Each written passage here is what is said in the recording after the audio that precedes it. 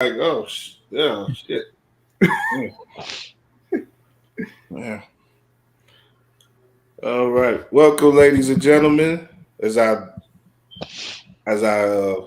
take another examine of my vision in multiple ways. Either my camera on my computer. It's just very Black Mirror like. I guess it's just like it's making a comment on the way that we view things in society. As long as it's not the Anthony Mackie episode, we all good.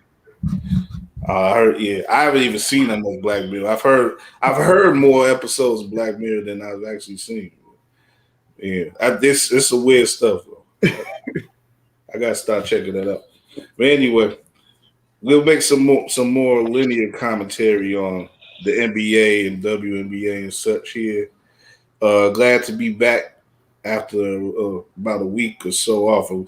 This is the last time. It was about a week prior to last Thursday we were on. We did the WNBA preview, and yeah, so we got some stuff to catch up on. That's why we're actually gonna be doing two shows this week. I want to do an extra show because we didn't do the show last week, and that'll be on Friday actually. And me and Josh will be there. We should have a couple of special guests.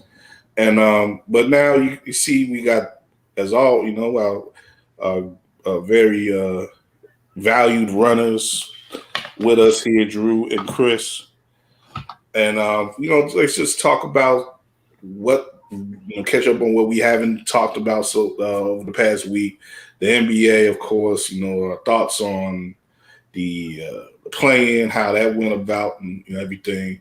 Do you deem it a success and whatnot? And the start of the Sky season, a little bit shakier than maybe we expected, but still a lot of time there to go, but still some things maybe to flesh out there. I think Chris will help us pinpoint those. And I guess the one thing I want to talk about though is the rise and fall of one Jermaine Cole on the ball court. The real is not going to be back for the Rwanda basketball team in the NBA Africa League. Apparently, he's trying to get this thing up, but he's leaving there. They officially putting it down as a family issue or something that is causing him to come back to America.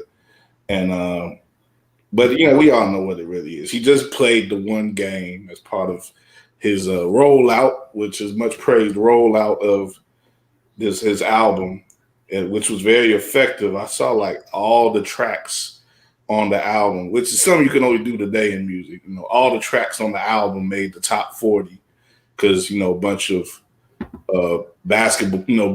basketball players, current and former and wannabe, ran to the streaming sites and just kept hitting, repeat. And it's interesting. He got some pushback from a guy over there, American guy Terrell Stoglin, who was, hooping pretty good out there. But he said that, Jermaine was taking up another guy's spot who may have, deserved to be there. But in my opinion, if you're taking up another guy's spot and you average 1 point in your play over there, I think it's most likely that he's taking up the spot of a guy who would also average 1 point or lesser. But I don't know. But but he is, he's not. He like I said, it wasn't that big a deal. He's gone now. And he's got to live his dream of playing some sort of professional basketball. As everybody knows, he went to St. John's and walked on there. And he's always been a tall, light-skinned guy like Drew. So he's wanted to play basketball. So, he got to. Drew, I think you should give it another chance, man. Go take somebody else. Go take somebody else's spot. I ain't got to take somebody else's spot. And yeah. If that was still a CBA, I'm pretty sure you could have gone. You could go on one of those teams and take somebody's spot, especially if Isaiah was still running. But Yeah, I think you should. There's got to be some place out there you could play ball for a day, and make another run at it, man. But I don't know, my joints they ain't the same, man. These near 40 joints I'm walking and running on now. Yeah, I know, man. As Chris Paul too, Man. But yeah. yeah. Speaking of what you just brought up, though, I get that. There's a little bit of pushback on J. Cole being on that team and maybe using up a spot that could have been used for somebody that may have done more with it or was, hoping to do more with it. But that's the same argument that we've heard in sports media where, retired athletes are, so-called taking jobs from people who have communications degrees and, their dream is to be on First Take and all these other different shows. Or I believe Samuel L. Jackson had an issue. Was it LL Cool J when they was doing what's the name of that movie, man, with the shark? Deep Blue Sea. Yeah, I want to say it was Samuel L. Jackson that had I don't know if he had an issue, but he brought it up about rappers or entertainers stepping into his quote unquote field of play and how that might be looked at as taking roles from more deserving actors. So I mean it's always a other. It's always a concept of a other. If it ain't that, is American black folks getting mad at European black folks for taking roles and stuff. Not you hiding your accent, brother. You ain't from Baltimore. But right. It's always an other out there. But I think again with J. Cole, it was kind of obvious more so than anything that he was a stunt, and he wasn't a long time threat.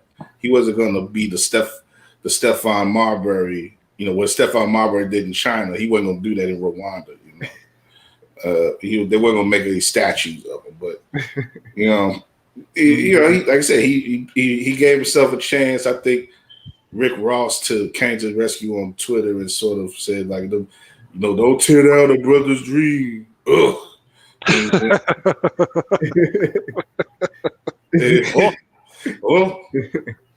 He had the dream to play ball. Like I think I go back to other times when this has happened. Like I guess probably the most obvious comparison would be like to a Master P, and he got to play in the preseason, which what he did was more impressive. He played in the actual NBA preseason with an actual NBA team, so it looked pretty good. Yeah, and people and also Mark Curry, they showed him in recent time. Like he's popped up a couple times recently for funny reasons because like a news report in Southern California, like just randomly talked to him about gas. Yeah, they just put local driver under him. They didn't even like say they didn't give a damn about this. They just said local driver. Cats don't know about that stuff. It's like the time that the local news caught up with Adrian Peterson at the gas station and was asking that's him happened about, a couple times, like athletes like taxes or something. Yeah, there's one time I think like Chris it was one of the long kids. It was not Kyle, but one of the long. Oh, I think I remember that. It was an interview and people didn't know it was him. See, I can see that a little bit more with the football players. Yeah, because the helmet syndrome. Yeah. Yeah. But I don't know. We get but he played. I think he actually played a preseason game too for the Warriors. I know they shot that episode where Barkley dunked on him.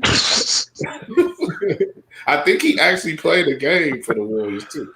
Like so I mean, these people have dreams. Hoop dreams deflate like a true fiend's weight, but they it's for some it's hard to pop the ball completely. So I've me myself knowing what it would take to get in that position, especially at 36. I'm 37, so there's no way I would be able to do some mess like that. So, but it's I said it helped. It was effective in the rollout. It kept him because God knows if you've been talking about hip hop the past couple of weeks, you've been talking about J. Cole. So that just was another element of that. So good to it, and actually it's a good album too. I don't know if either one of you will listen to it. It's a good album.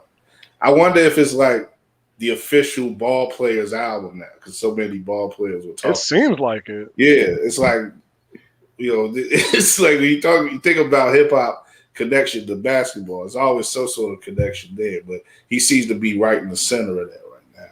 Yeah. I wonder too, like if he's going to have like a future connected to the game, like is he going to become somebody's owner or part owner one day or something like that?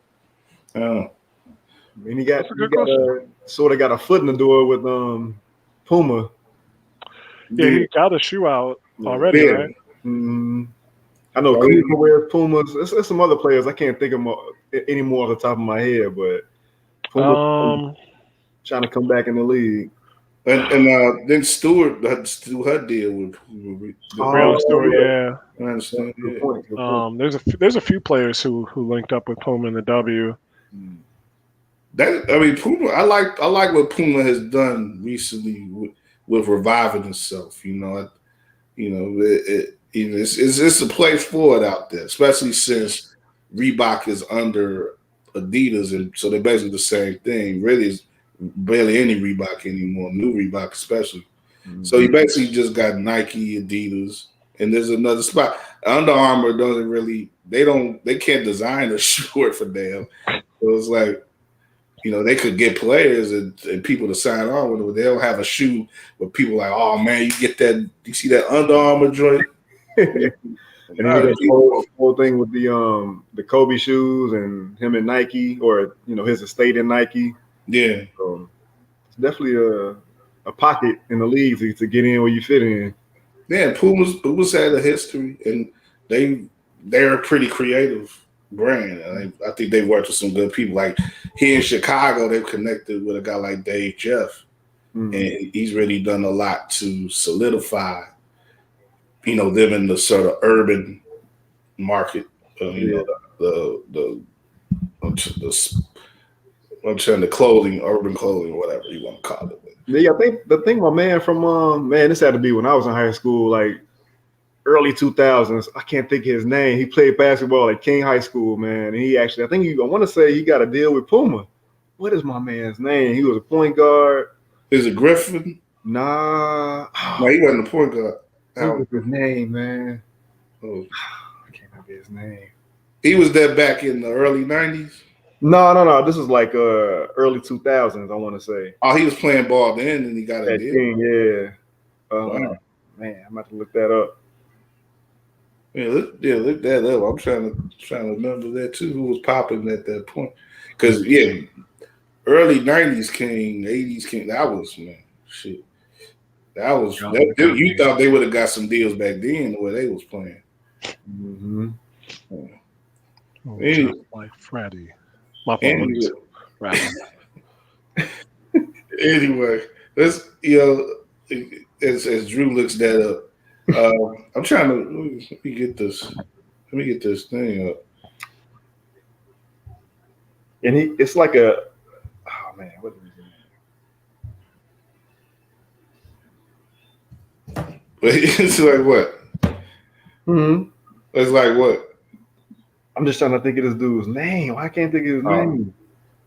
You try to look it up, you can. I'm just gonna get the show going because it's already been a pretty meandering start. Nope. No problem. Don't mind me when I cut y'all off, man.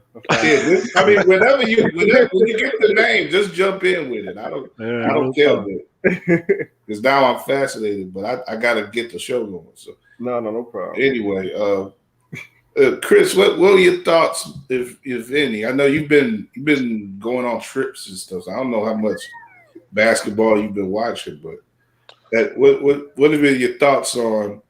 No, just going back to last week. Really, let's start with that. Like I said, because we weren't here for the playing stuff. We end up getting, of course, out of the winners of the play-in in the West wound up being the 7th seed. Lakers getting the 7th seed, and we're gonna go over each round as it's playing out now in a little while. The Lakers in the 7th seed get to play number 2 Phoenix, and the 8th seed. I thought Golden State would hang on, but Memphis showed itself again as a pretty tough young team, and they grinded out that win against Golden State to get that 8th seed in there. In the Utah series now, which is seeming pretty, has a bit of intrigue, fair share of intrigue in that series. In the East, I was really liking Washington. Thought they would get the 7th seed, but they kind of fumbled away that first game against Boston, and Boston winds up getting the 7th seed, and they're just being massacred right now by the Nets. But Washington winds up with the 8th seed, and as expected, not really looking to be in the radius or the realm of top seeded Philadelphia. So we get these 4 teams, not unlike probably take away the Lakers, which isn't the typical 7th seed. The other 3 teams are more in the range of what you would typically get from this class of team. Low playoff seeds, the lowest of the low.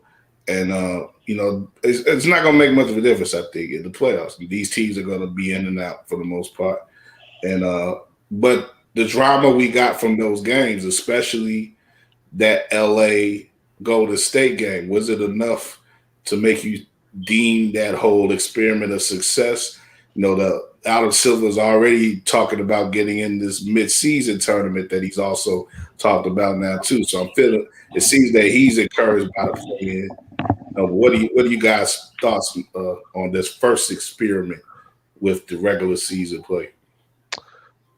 I think it was a mixed bag. I've been a casual, like, I know we here to talk about basketball. I understand that, but I am probably the most casual of a fan of the NBA as I've been since the mid 2000s, and it's I kind of go as the Bulls go, so I think that's part of it, just the lethargy. But in terms of the stuff that I was most interested in watching, it was Western Conference, and that's not to say anything about the East. LaMelo and the Hornets got a lot of nice pub because of one, their play. The Hornets are a nice team to watch when they're clicking. Yeah, and they got their announcer Eric Collins, who became the media darling of the last few weeks. He exploded, even though how things go. He had been working for years. Dude that posts random baseball highlights actually put up video of when he was the Dodgers TV guy, and it was pretty much the same. So he's y'all. If y'all don't know, Eric Collins has been working hard, and he didn't just come out of nowhere. But anyway, I think the games that were really exciting were in the Western Conference. So in that regard, it was successful because you got Ja Morant up against the Spurs that we're not used to seeing, but still a Spurs team that was tough out. And then the Lakers Warriors Classic, and then Ja's kind of coming of age party in that game against Golden State. So it was cool in that you had real danger for the 7 seeds, who ended up going out, or the 8 seed, I suppose, who ended up going out in Golden State. And then Memphis got in the tournament, got in the playoff tournament, the actual playoff tournament, when ordinarily they would have been out of it. So you have that chance for teams. And it's kind of like I was talking to some people, it's kind of like that first 4 that started with the NCAA, where they had the games on the 11 line as well as the 16 line, and a few of those 11 seeded teams ended up making deep runs in the tournament because presumably they were in playing shape rather than just coming off of 3 or 4 days of practice leading up to the tournament. They had to play that game, and I know a lot of people say there's kind of you're in that mode. You're in fight mode for the duration of the tournament. I don't know if any of those teams went to the actual final. So in the same way, I don't know if any of these teams is going to go to the finals. But will it be entertaining? Yeah, you got Memphis playing Utah, two still young point guards spearheading their squads, and they're going to be going at it. And some nice role players. Jonas Valanciunas is still a nice player for Memphis, and everybody will either make their MVP case for Rudy Gobert or shut the fuck up about it. On the other side, there was a Ringer article that I didn't get a chance to read yet, but how the Wizards didn't just call it a season the last couple weeks, and they ended up making the 8th seed. So they're probably going to get ran by the Sixers, but who knows? They could expose some more of those Sixers flaws that might be still underneath the surface, and we'll get to see Russell Westbrook in the playoffs, which is Yeah, always good. Which is always good, even if he's satisfied with his career and doesn't really care about winning a championship. We know that he's going to give you 116%. yeah. So I think they're definitely going to keep it. I don't think there was ever a question of that. The regular season tournament, I'm interested to see because once we get later in the show, I know we're going to talk some WNBA. They got this Commissioner's Cup deal, which is like there's other things that do it in the same way. But the regular season games count towards this record, and then the best two teams play. I don't know if they're going to do it like that in the NBA, but it'll be I interesting. would expect it to be more involved. I like what the WNBA is doing, in regards to that structure. But I would think that there will be more of a tournament type thing, at least for like a short term, and that it involve more teams because I think that was the key with this playing thing is that it allowed most of the league outside of like a very short sampling of it, like 3 or 4 or 5 teams was still playing meaningful games going into the that last Saturday or even Sunday. And talk about the Bulls, like Bulls played way longer. It was way more attention given to the Bulls and their chance in the playoffs than they deserved. And it was because of this playing. So, like you say, Chris, it's kind of the book is pretty much already written there, and that's gonna be something that we're gonna be getting used to as NBA followers going forward.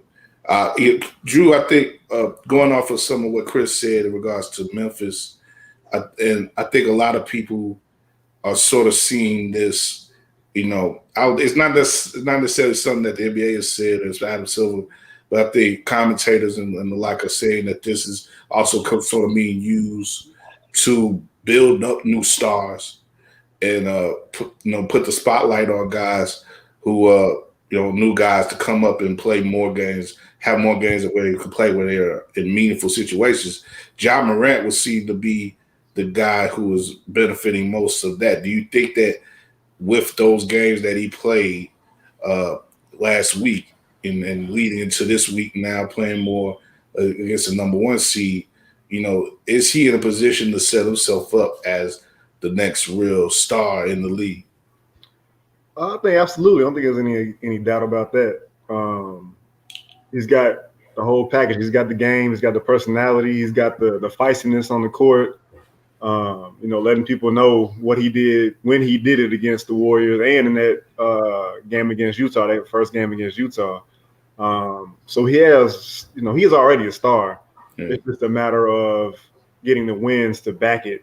I think, that spot of the play-in, debatably was put in place in the bubble to try to get Zion in that same role.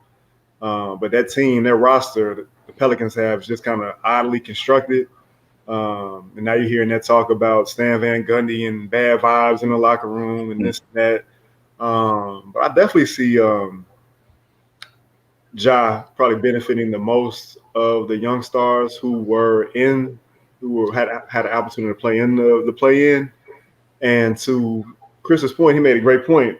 Just the fact that the Western Conference playing games are much better than the East, but I think that just falls back to what it is in the NBA in general. The East is very top heavy, so those playing games kind of almost by default are going to be lacking. And I want to say all the playing games on the Eastern side were blowouts, classified as 10 or more points. No, West. I believe so. It wasn't really a compelling Yeah.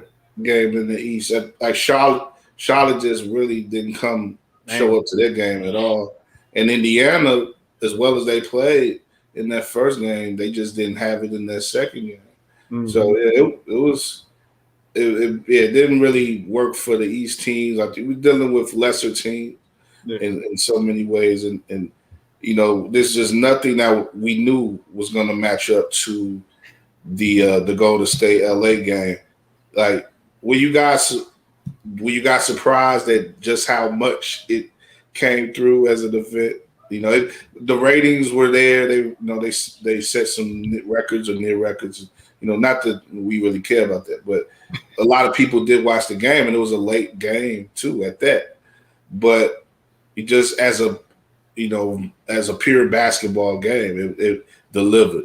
What were you guys' thoughts on how that went about? Well, which specific game? The Laker Golden State game. I mean, following from my purse, which was secondhand, it seemed like it lived up to the billing that you would expect. I mean, I think it was good because Steph has had some disappointing performances, not in the playoffs, but when he was matched up with LeBron previously, which was in the finals. And it was always a Steph versus Bron kind of thing because Steph was when the Cavs were playing the Warriors in those 4 straight finals. Yeah, there was this undercurrent of Steph just the cream rising to the top. Shout out I can't do it right. I can never do that thing. Y'all know what I'm talking about. He did the Macho Man. Right? Yeah, I don't know how he did that. But it was that undercurrent of Steph just ushering in his own era of offensive basketball, and the double entendre is kind of meant there, and LeBron kind of challenging LeBron for that best player in the world mantle. Yeah, and Steph, even when the Warriors won, it was it could be written off like, oh, Brown didn't have any help. Kyrie and K-Love got hurt. And then they won the next year because Steph choked. And then they got Durant. And so it was a wrap. Like, there's no way you're beating Steph, Clay, and Durant. So for them to perform the way they performed, and for Steph to just, make bucket after bucket after bucket, and then for LeBron to hit that 3 that he did at the end, for a one-off, it's about as exciting as it gets. And I got to come back to WNBA again. It's funny because the WNBA has had that structure for a minute once they eliminated conferences, where those first 2 rounds are a one and done, and a lot of fans don't like it because of the fact that somebody goes home automatically. So this, I don't know how you would do it, but if you switch up the structure, I think they would need expansion to do it too, which is a thing that's on the table. yeah. But you had a one and done game like this, which you've had a couple. That Chicago Las Vegas game was a nail biter 3 years ago, or 2 years ago. Sorry. Yeah. If you get games like that in the NBA on a regular basis, I mean, like I said, it lived up to the hype. It was hyped up as 2 of the greatest in the world, and it lived up to the billing. Yeah, it's interesting you mentioned the perception of LeBron not having enough help. He definitely had good people around him in those final series with Steph, but he didn't have the guys who Steph had. And sort of reverse now, where LeBron has AD, and he has this nice set of role players who high level role players and stuff. It's Steph really had nothing in that game. Like, he outside of a couple bursts from from Wiggins, and a couple of their role guys made some plays. In Draymond played he played a masterful defensive game, and he didn't, but he didn't score. You can't expect him to score in situations like that. He's not a value scorer at all. He's not gonna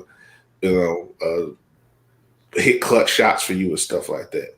So I just thought, man, if he had any type of help, maybe all he would have needed was Kelly Oubre. I don't know.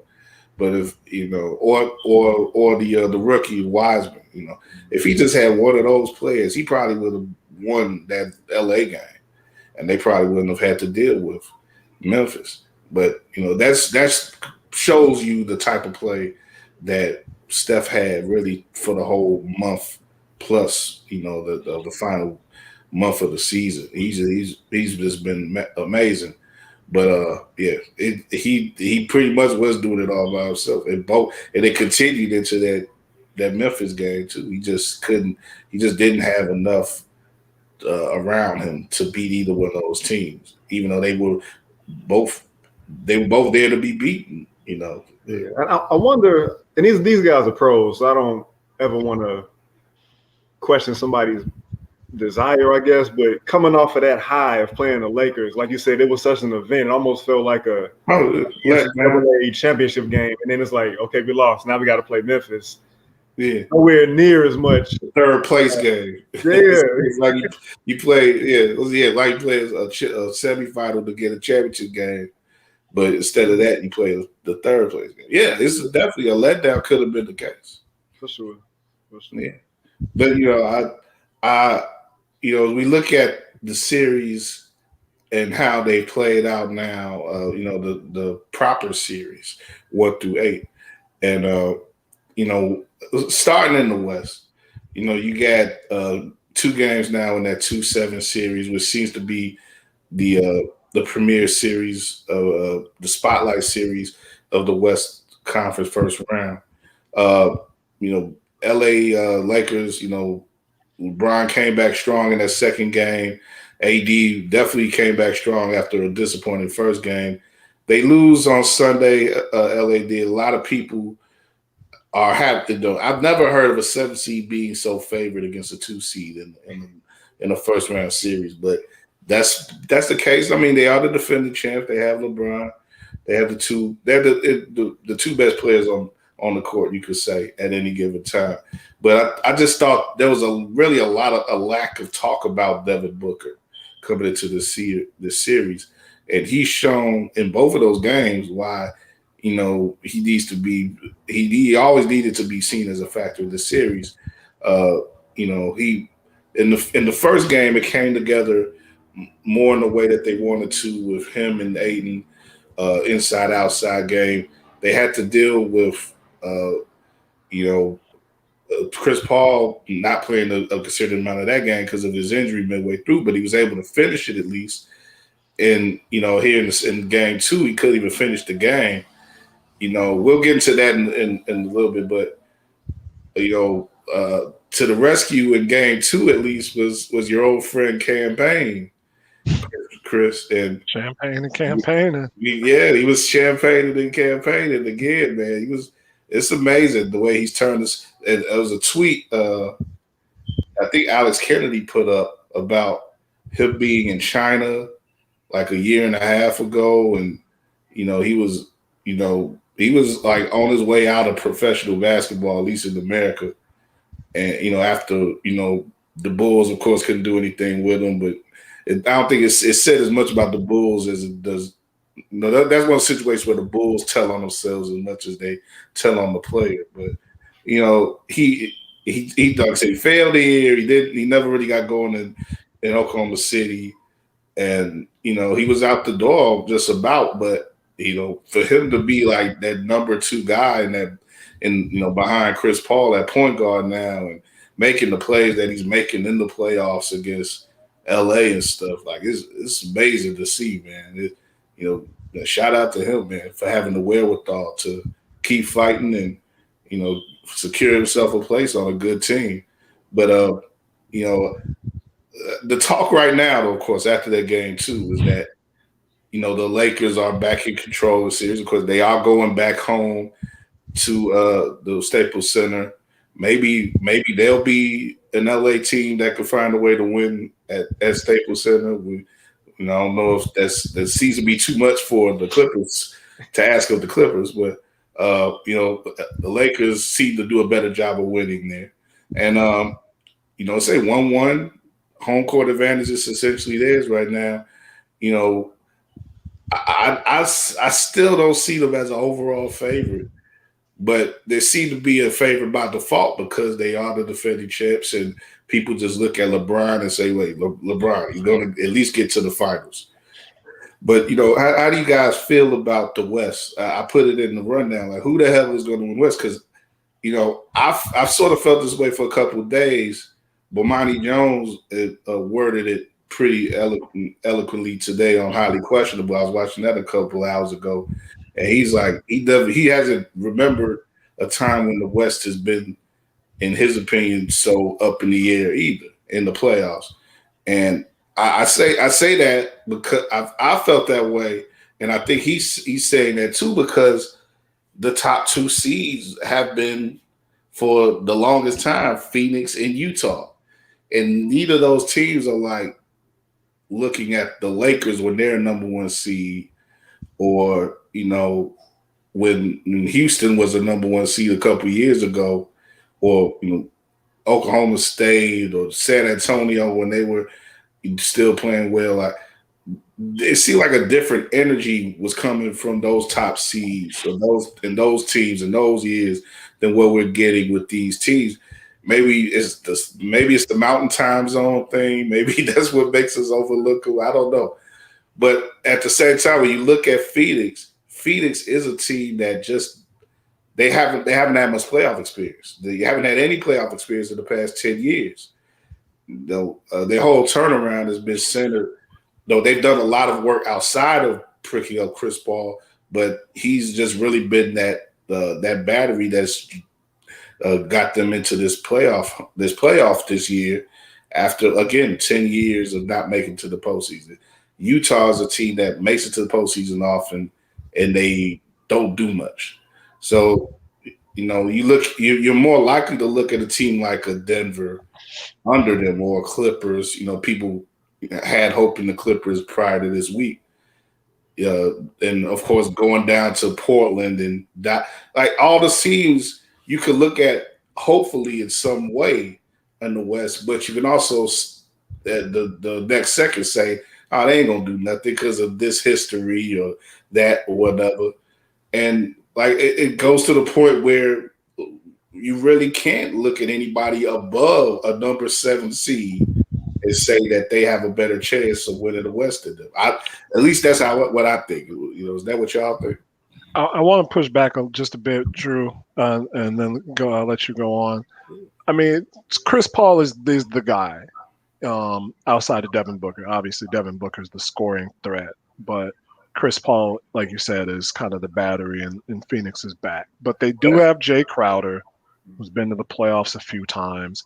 Yeah, even this is Cam's third playoff appearance, and he got 10 games with the Thunder, playing some time. And they had, I don't know if they still have each one more in a regular role, but so they're not like fresh. They got some guys who can at least tell them, hey, don't just be happy to be here.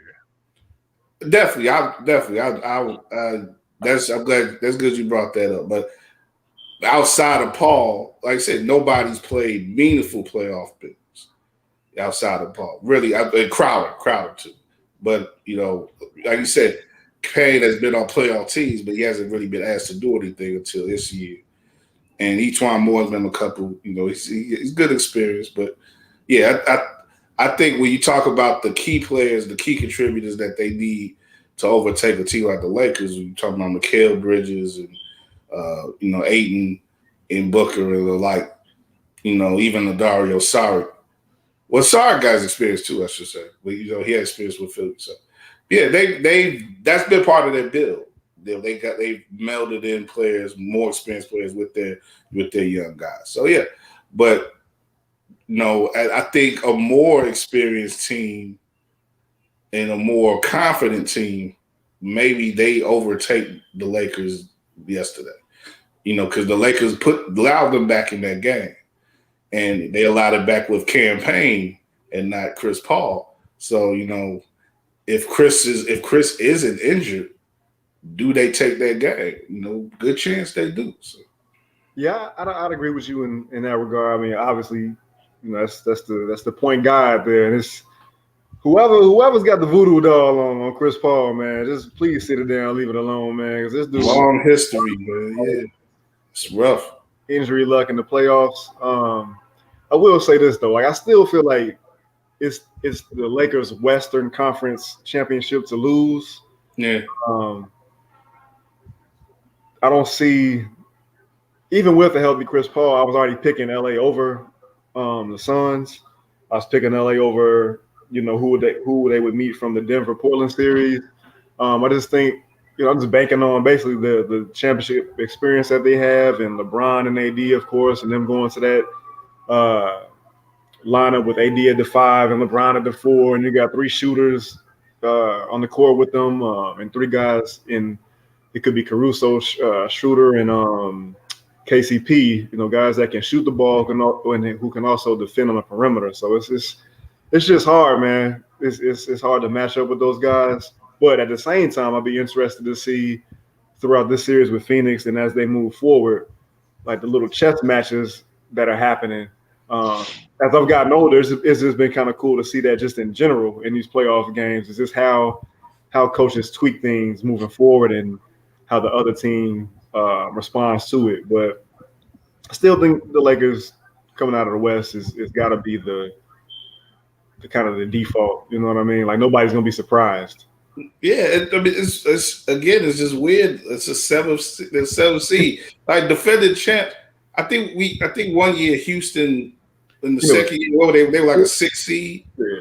Yeah. So it's like we've seen something like this before, but it's still like that nobody was expecting them that year either. It was like, probably Seattle or Utah or something like that, or maybe Phoenix that year was pretty good too. But it's you can't expect a team that low to overtake the conference, unless there's major issues with every team above them, and and we could break it. Like I said again, we could break it down team by team. Dallas, what do they have around them outside of Luka? What does Portland have around them outside of Dame? The damn Clippers are just probably everything is in their head right now because they foolishly wanted to. Yeah, they're just trash. They foolishly put themselves in the position to play Luka again, knowing that they got nothing for him. And and like I said, the top 2 teams are who they are. Denver is very talented. Like all, up and down the roster, Denver's probably got as much talent as any team, but they also don't have Jamal Murray, for the rest of the season. So it's like, I think looking at the series as they are expected to play out, the Lakers, okay, they say they get this win, they would play that Denver team in the next round. Mm-hmm. And then that would put them on the other side of the bracket from the 4-5 winner and the number 1. So you talking about maybe Dallas and let's just say Utah pulls it out against Memphis. So I really think Dallas could probably knock off Utah. I just don't know. Utah has their issues with Donovan Mitchell right now.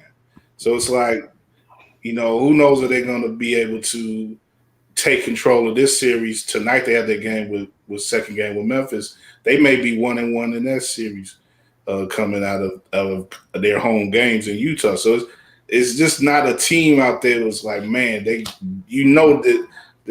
they're going to get to the finals, at least the conference finals, except for the Lakers is the only team that anybody could say that with some confidence about. So you could get the Lakers against Dallas in the conference finals, maybe. Like I say, just off the top of the head, that's how I would probably run it. And that would be great for the league. Luka against LeBron. So, but are we fearing Dallas knocking them off? It's like it's going to be interesting though. Yeah, I think me, you, and Gabe, we exchanged some tweets the night of that Laker Golden State playing. We were just talking about, man, you Utah and Phoenix, and you got to deal with this number 7 or this number 8. It's like no favors over there at all. Yeah, that's the game for the 7th seed. It was specifically on Phoenix. It was like, yeah, you got to play one of these teams. We all excited and happy about the game that we see and all these, LeBron hitting 40-footers and stuff. But you got to play that Phoenix, and now Phoenix is knowing like just what that means to try to knock off LeBron in the first round. That's a hell of a challenge either way. Try to knock off a LeBron or Steph Curry in the first round, man. Yeah. But that's we'll see though. We'll see about that. I'm sort of holding off more Eastern Conference talk for Friday's show because we're gonna do that right before the Hawks Knicks, the next Hawks Knicks game, which they're playing now. That's gonna be going on Friday when we're doing the show. I hate doing these shows while the games are on, but there's really no choice but to, especially in the first round. We got 2 games on right now. Washington and Philly being resorted to the NBA TV. Before we go into the WNBA stuff right quick, because Drew, you, and Gabe was talking about that today, or was that today or yesterday or something? I'm losing track of time. But we were talking about how games are being relegated to them. There's always a series that we know is going to be that NBA TV series. And usually it's a series that has like Memphis in it or Toronto. If Toronto was in the playoffs, they would certainly be. That's the only thing about the East this year is that Toronto is in the playoffs this year, so we don't know exactly who's the NBA TV series this year. Like Philly shouldn't be they're the number 1 seed, and they're playing Washington with 2 great stars, but they're being relegated to the NBA TV game. And I don't like Milwaukee usually is a good bet for NBA TV too in the first round.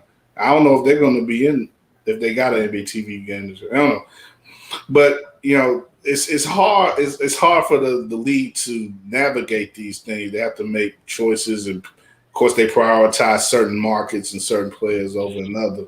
I think that they should look into more. It's not a perfect solution, or might not be much of a solution at all. But what it does, if they were to look into the streaming area of things, streaming exclusives, like what the NFL is doing more of now with what they've done with their recent TV deals that they've signed off on. They're actually bringing a whole package of their games, their Thursday night games, to Amazon Prime, as they continue to take over the world. But I think the NBA may want to look into another similar thing, because if you like the first round of the playoffs is the only place where you have these sort of issues where you can have games layered on top of each other, and two games that you want to see bumping against each other, playing at the same time and whatnot. It clears up, of course, when you eliminate the teams and you have less teams and going in the future rounds. But even at a time like this, you could have something where instead of a game just being available on NBA TV, and NBA TV isn't always that easy to get, whether you're a cord cutter or you're having, if you still have the original cable or whatever, the OG cable, you got to call it the OG cable because it's usually your OG that makes you get it, because they don't want to deal with streaming. It's too beyond them. But it's whether you, like I said, NBA TV isn't always that easy to get. But if you had NBA TV streaming to Amazon or or on Twitter or Facebook, if you had it streaming, you could do the 2 screen thing pretty easy, easier than you could if you try to watch something on TNT and NBA TV. Yeah. But I don't know. Like I said, Julia, I don't know if you had you was in the discussion. Do you have any thoughts on that? Nah, nothing really more to add. I mean, you're right. Like it's kind of just is what it is for that first round. For them to be able to adopt the NFL's model, that'd be interesting to see if they do that. I'm surprised we haven't heard more talk about them possibly implementing that system. But I mean, it kind of is what it is. It sucks that a lot of us had to decide whether or not we were gonna watch the Lakers and Suns or the Clippers and Mavs. Yeah, that was the one yesterday, and they both wound up being good games too. Mm-hmm. So tonight is not so much of an issue. Atlanta and New York is going at it. Then that's the game that I think TNT knew that more people will have interest of, especially following that first game on Sunday. I would say, if anything, you can throw Brooklyn and Boston on NBA TV, man. Like, well, that's what I have to say. The competition is low in that game, of course, in that series because Boston's got nothing for Brooklyn. Philly is up 17 on Washington. That's one good thing they're doing on TNT. They have the other score, the other game up the entire time, so you could, But they say Philly's up 17, so there's really no need to watch that game. You can just keep up with the score in the quarter. And Atlanta's up 10 on New York. They just started the second half, so there's a chance that game could be competitive going. But I don't know, man. Atlanta. Another quick aside, Atlanta and Trae Young is playing purposefully, and Trae is looking like he wants to be that next guy too. He's talking about Ja and the developing of new stars. Trae is looking like he wants to take advantage of this moment. He just hits another jumper. He's telling New Yorkers to shut up. He's got the mayor coming at him. This is of course, Spike Lee. Yeah, Spike, everybody. Like this could be a star-making series for Trae, man. Yeah, no doubt. I mean, again, another young player that's kind of built for these type of moments. I feel like he's built to be a New York City villain. He kind of thrives in the type of environments coming from Oklahoma. So this is right up his alley. I guess we shouldn't be surprised that they're kind of doing it to New York through these first, 7 quarters. So yeah, he got 24 already. Mm-hmm. And he might have another 40-point game. Side note, I think y'all will appreciate this. On Twitter, I want to say somebody compared Dylan Brooks to John Starks, and I can never unhear that. Like, I just look at him and see John Starks now. Man. No, come on, man. Nobody looks like John Starks except John Starks' dad, man. I mean, I get it though, from the sense of like just kind of he wants to be that irritant. You know what I'm saying? He's gonna be the guy that gets booed in opposing arenas, man. Is that his role now? Dylan Brooks? Yeah. Yeah, like it's weird because he'll score the ball for sure, defend the hell out of the perimeter. Throw his body out there, but yeah, he's very much like in your face, man. I'll be honest, I haven't done. I've respected his game for what I've seen, but I haven't done much thinking of his role beyond simply being Dylan Brooks. Yeah, you need guys like that on these teams. Like the Bulls, I think you spoke about the need of a guy like that on the Bulls to some degree. Yes, but I think when you talk about playoff teams and you get into these tight games in the playoffs, these half court games and everything, and physicality is sort of ramped up and everything.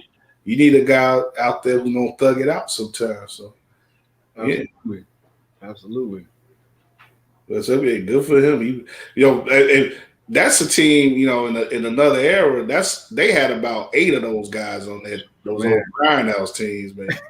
You had Tony Allen and you had Randolph. Randolph was doing everything on Larry, man. he was doing everything on Larry. So he was grindhouse personified. that's what that franchise built. They to this day they sort of try to keep that as a part of their their storyline and everything. So Now that's a squad that really wanted all the smoke for real. yeah. And it's amazing that like that team, that was really like a Cinderella team that one that got to that what year was that? 9 or 10, I think, that they got to the Western Finals. They played LA, right? I thought they played the Spurs one year. Or was it the Spurs? Okay. I can't remember. But yeah, that year that was definitely a Cinderella team that got to the Western Conference Final. Are you looking at it, Drew? I'm trying to, yeah. I'm slow with it. You gave up on the King guy. No, Amari Sawyer. Oh, okay, yeah. Oh, yeah, he was a hoop. Yeah, he was a hoop. And he got a deal with Puma. I didn't remember. Yeah, 'cause I remember reading the Slam mags, and he had a little, a page in there. I thought that was dope. Being a high school kid, it was like 2000, 2001-ish. I want to say. Okay, yeah, you sure? Yeah. Playoffs. Let's get that right quick before we move on. But yeah, that's yeah. Yeah, it might be a little minute. Hold on. y'all keep going. Let's just get into the WNBA stuff because we talking about disrespect and people calling each other out and stuff. I'd imagine, nothing that Young might have said to the crowd. Well, the crowd was saying F Trae Young, apparently. I wonder where does that rise to the level of how does that match up with either calling a black man boy or calling a woman who isn't 300 pounds 300 pounds? I wonder where those would rank, Chris. I'm not laughing at the 300 pounds thing. I'm laughing at the idea that professional athletes don't hear "fuck you" and some. That's not that bad, man. Especially for New York.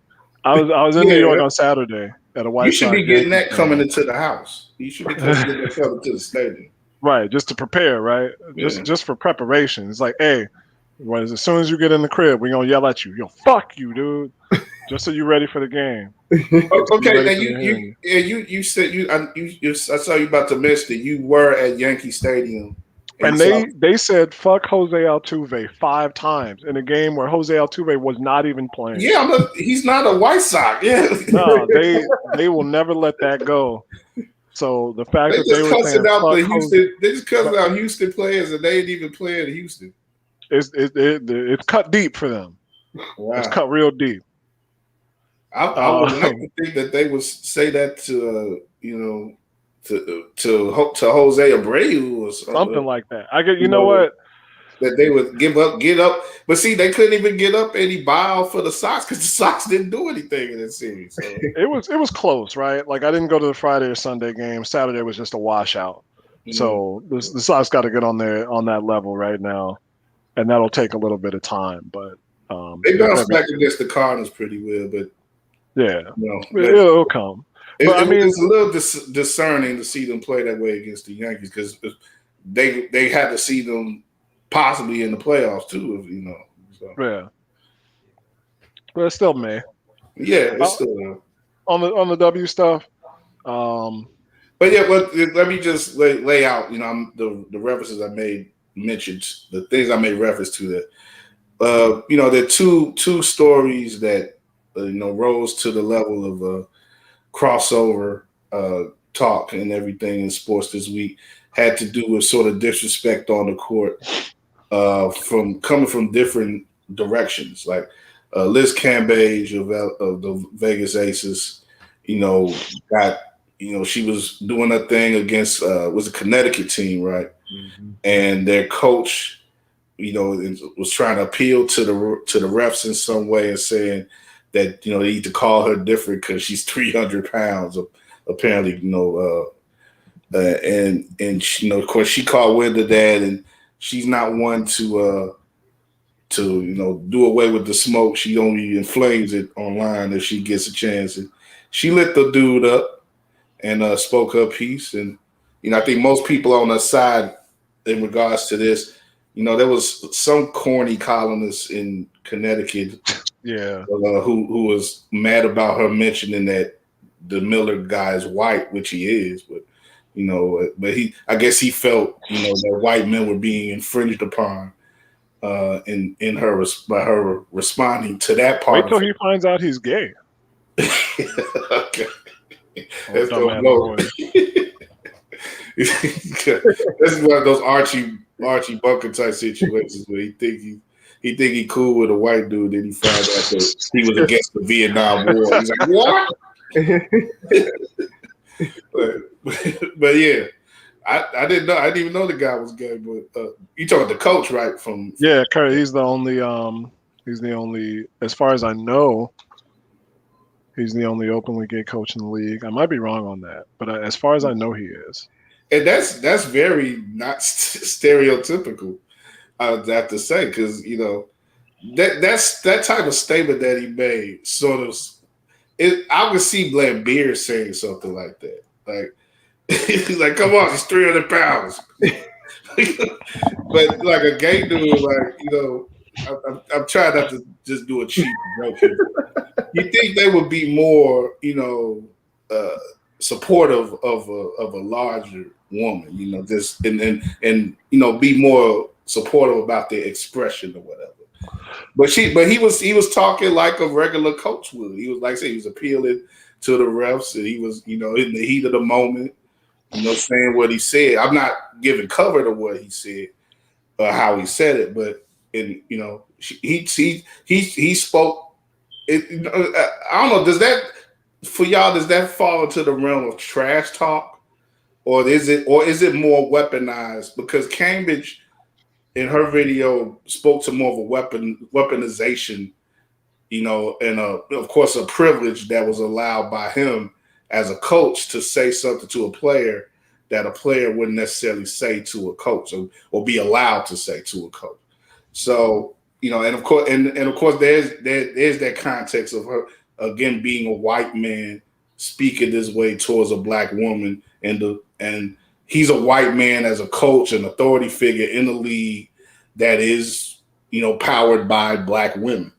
So there's different layers to this. It's not just but in the general sense, would that fall under trash talk? Or would it, could it be forgiven in that way? Or is it just like, what this other thing we're going to get to with James Wade, I think that's another realm. Yeah. But in this case, because there's also the context of her size being a factor in the way that she plays and the way that people can play against her. So it is a factor on the court. So I don't.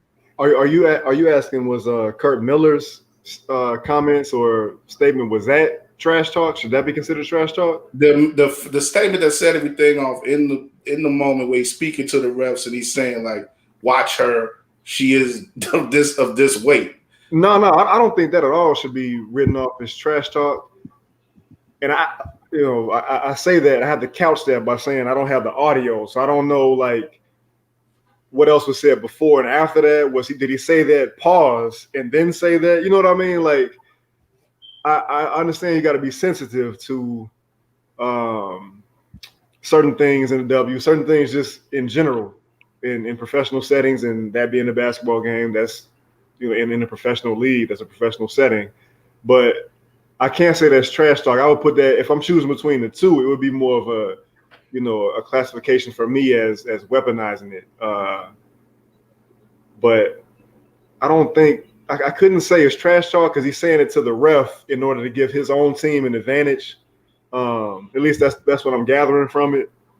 But I think it's just unnecessary, man. It's another way you could have maybe gone about doing that. Even listening. He didn't have to say anything about any number or not at all. It's obvious the size advantage that she does have over most players in the league without making any mention of a particular weight or anything like that. And I definitely agree. And Liz, you know, I don't.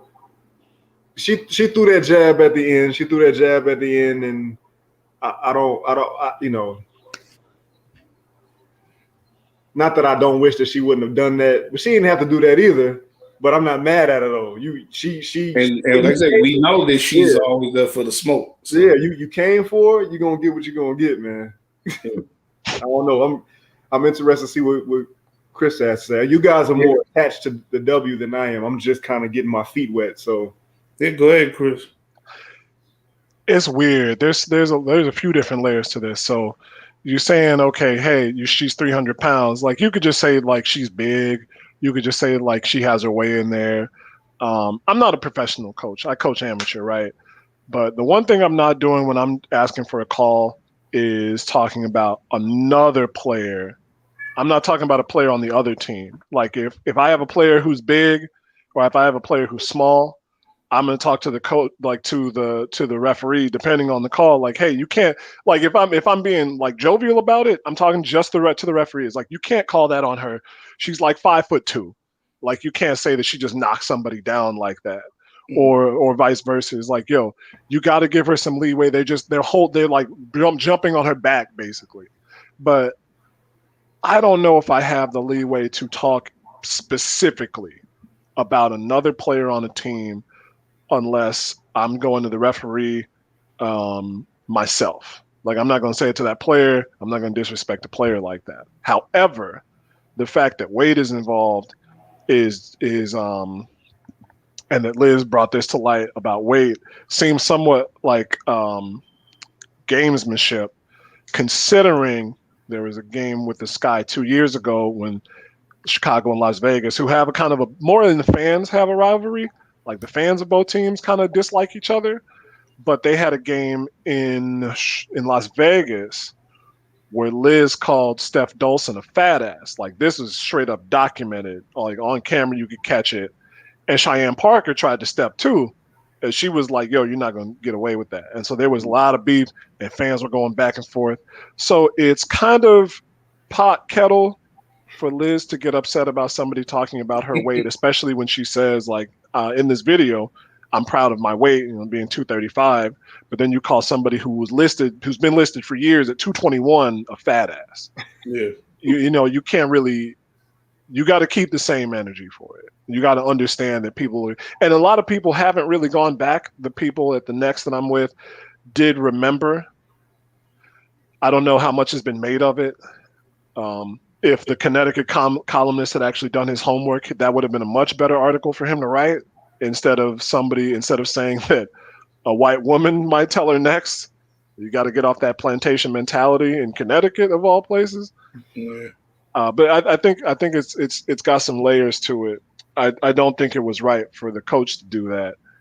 Especially if you want fouls, you got to figure out a different way to talk to referees. You got to do it in the flow of the game. I understand that, but it's like, hey, you figure out a different way to say it. You got to, because what might roll off somebody else's back is not going to be the same for somebody else. And the W has more media attention, more people are writing on it, more major outlets are covering it, which means there's more scrutiny. A lot of players came out and said, hey, that's not the first thing he said. As like players who are playing now and players who either have retired or just not on active rosters said that was not the first thing he said. So there was this image of Kurt being kind of a cool, like, offbeat dude. Like he always had like some wild shirts and outfits, and now you got some shatters and cracks in that glass. And I think that's going to start happening to a lot of people as the league gets more publicity. That's a side point, but I always say it. And I want to keep saying this to the people who listen to our show. This is not going to be your sport anymore. The band is blowing up. They're not just playing your local shows now.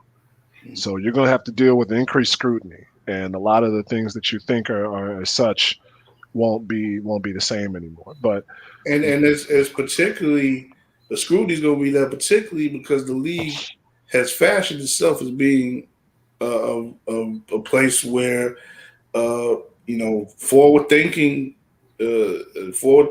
about civil rights, about human rights, whatever, and being an inclusive, a very inclusive league, in regards to being a league that could have a gay male coach, is a league that has many gay players in it that we know that to be the case, and it's the WNBA just really sets itself apart in so many ways socially from the other main sports leagues and concerns in America. So, you don't want to be hypocritical in that way. Cambridge apparently is willing to be a hypocrite in some ways, but even like again, a lot of people still are riding with her in this situation. So, you gonna take up your positions that you take up, and you can only get the respect that in the end that you demand. And I think that with that said, I want to bring it over to the Wade case now. We don't know. Do we know the ref that said this to about him? Apparently, called him a boy or referred to him as such. Not that I've seen. Yeah, I'm looking at a USA Today report. You can narrow it down to 3 referees. Right, so because we know the referees that were in the game, right? But Right. we don't know which one said to him exactly. But apparently, which game was this? It was the Atlanta game game yesterday. Yeah, so I narrowed it down. I think I narrowed it down because it's 2 African American refs and it's another guy. Yeah. So it had to be Isaac Barnett, right? Is that who you guys were looking at? Let me, because I had not honestly done any digging Is on he this. the one most likely to say boy? I mean, Well, it's because it was specifically as he said it, as James Wade said it in the press conference. He said one of the referees was like, "You need to talk to your boy." Yeah, is what was said. And I guess it depends on who's on the crew. And Drew, if you've gotten like a timestamp, I'll lay back. But my thought would be who's most likely to use that as in a phrase, like who's most likely, like, come get your boy now, something like that. right. And that's something I want to get into too, because like, of course, we all know as black men that as Michael Evans said, boy is a white racist word. Mm-hmm. And that's good times reference. I hope there's enough young people that reference flew over who watches that reference flew over their head. But boy is a white racist word, of course. And it's been used for generations. It had been used, it's it doesn't have the power that it did 100 years ago, but it was a way using that word. There were people, white people would be decades younger than a black man and still call them boy. Right. And it's mostly because of this whole thing of this black person not being a man and not being worthy of being respected as a sir, or he's more there as just a someone, a shoe. You can say it in the context of a person who's shining your shoes, or shuffling along your items in the in the back of a train car or something like that. It was a way to demean and diffuse black people and black men in particular. And so for Wade, he has that history, he has that knowledge and that weight of that word, that when he hears something like that.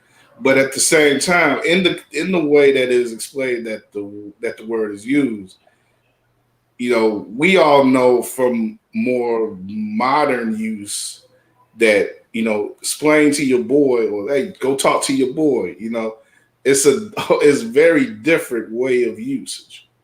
So, but again, like if you feel disrespect by a certain phrase or saying, you have all the right to do that, to feel that disrespect. But I don't know. It maybe just the person who used it just feels colloquially like that's how they use that phrase, which a lot of people use. If you watch PTI, like I still do, they Wilbon and Cortez kind of say it to each other once a day. Talk your boy, this such and such when they move to a new discussion, a new player.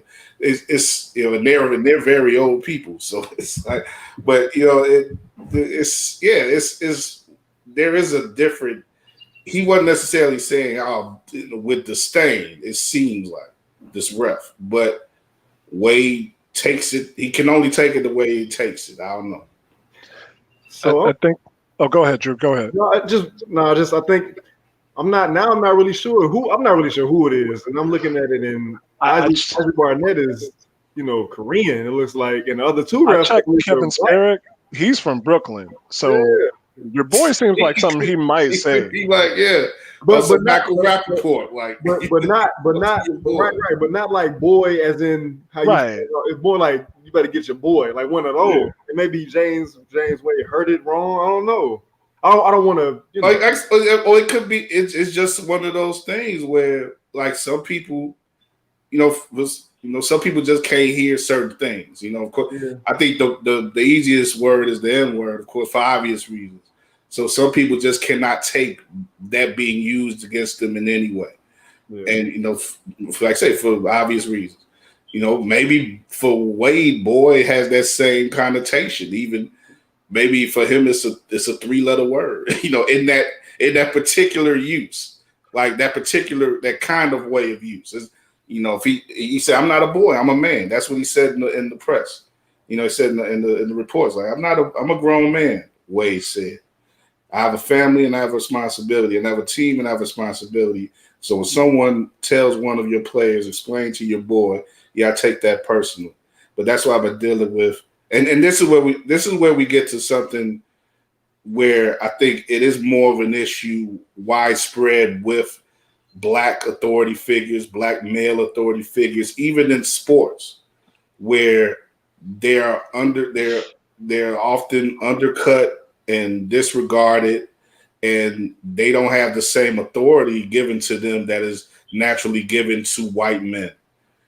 And so I think for Wade, a guy who has risen up and, he's risen up through the ranks as a coach and as a man of authority, he's not here for any type of undercutting of that authority. And that's something that he prioritizes and he holds precious. So, that's what I think that's what it boils down to, as much of the history of the weaponization, again, of the word boy against Black men in general. There's also that personal, thing with Wade, where he can correlate that with his own fight for respect as a man of authority in sports. Yeah, he's from Memphis, so he's right on that Mason-Dixon line. And when everything was going off last year with George Floyd, and he was very vocal.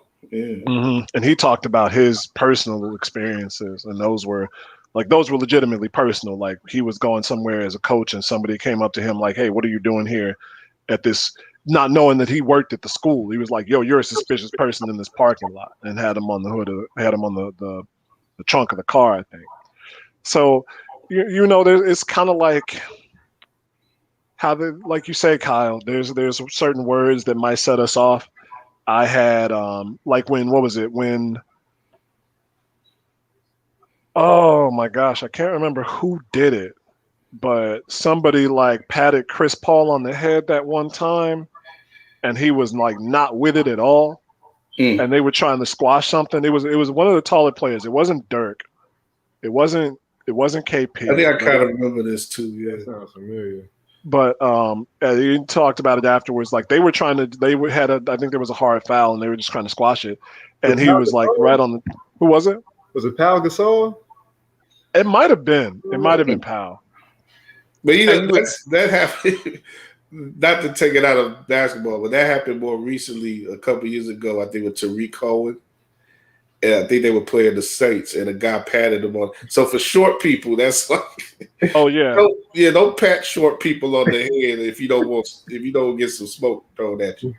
And it's just things that Cass is sensitive about. Like, if somebody calls like I remember I had a thing with somebody calling me buddy or something like that. Like, yo, I don't know you, Okay. I'm not your friend, something like that. No, it's like, especially if I don't know you, and it's somebody who doesn't know Coach Wade, right? Is somebody he doesn't know. So if y'all were like, hey, it's like, come get your boy.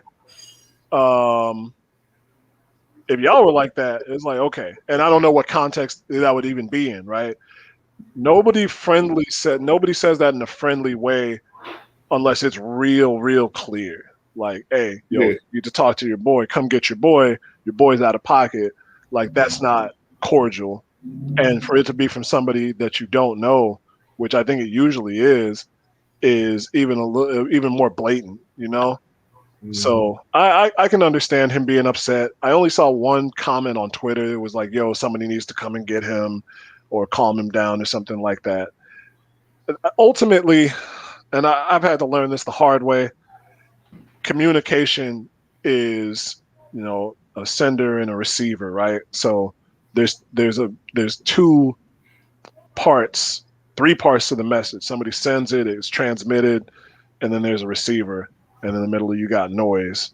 So the receiver has just as much stake in what's said or what's communicated as the sender. So even if the sender might think that, hey, this is what I'm saying, the receiver is going to take it as, yo, they just said this to me, or they just did this to me. So like, you shake somebody's hand, they might take it as, and you shake somebody's hand in a certain way, they might flash back to something like, yo, you're shaking my hand a little too hard, or why has he got a limp, or you got the little finger in there, whatever. That's a great point, Chris. And so in the same way, we can't say what we would do or how we should act or how take our experience and put it on him, because Kyle, like exactly you said, his experience is different from ours. So it might have seemed innocuous, but to him it's not. Yeah. What do y'all think about the refs being so, cavalier in their speech too as well, and sort of put themselves at a position where they could instigate something that didn't need to be instigated? I think, like Chris spoke to earlier, the WNBA has crazy lens on it right now, crazy lens. So all these little things are starting to be picked up. Not that they've been going on, but you have to be more careful with what it is you're doing when you're on the court. And that's, as we see, that extends beyond the ladies playing, the athletes playing the game. These are on the coaches, these are on the refs. You can't, like, why is there even a conversation like that being had? Go come get your boy. Why is the referee talking to the Right, because it ain't like they about to scrap or nothing. Yeah, why are you not going to the coach? You don't get your boy, y'all have to lay him out right quick. Go talk to the coach. Yeah. Yeah. I don't, yeah. What was the, yeah. Well, I don't know. What was the issue, too? I want to know what the issue was. Because, I don't know. I think, are we speaking towards any sort of frustration, too, amongst the Sky? The game last night wasn't a very good game for them. They lost the second in a row. What are we looking at right now, Chris, with this team? Like, we a lot of expectations, high expectations. We spoke to them to a good degree, with James in our season preview, and Josh as well, of course. And this is a team that something can contend for a championship. And, whether they are or not is definitely the book hasn't been written on that. It's still too early, but we've seen teams that have gotten off to some good starts now. Look, that Connecticut team is like 5-0, right? And 5-1 now. 5-1 now, okay. And that's the same record that New York has now, right? And they beat. They were impressive in beating the Sky on Sunday. Of course, the Sky they don't have all their players. Candace has been hurt. She still hasn't played in front of the home team, the home crowd yet. And it's should there be reason to be worried if you're one of these people who were really excited about the Sky this year? Is there reason to be worried? Yeah, I mean the W still is small enough in terms of having a 12-team league that anybody could beat anybody by pretty much any margin at any time. Obviously, the good teams come out in the end, barring any drastic injuries. But you have a lot of teams. You might have some bad teams beat some really good teams, and some teams have had a more difficult schedule. It's odd for them to play Atlanta back to back so early, Yeah. or 2 games within the span of a week. But Right. there is some reason for apprehension. They still have played badly in the second half of pretty much every game, save for the New York one, only because the New York one was, I think, tied at halftime. And they did about as well as I think that they could with Azurá Stevens coming back in her first game back from injury. And that was the first game where Diamond DeShields really got going. So that, you could chalk that up as a loss.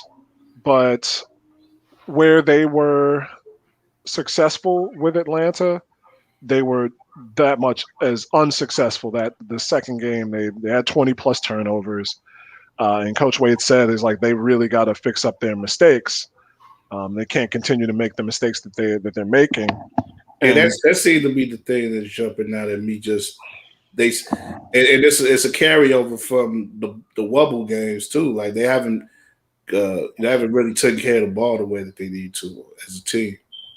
yeah, that was always kind of a thing.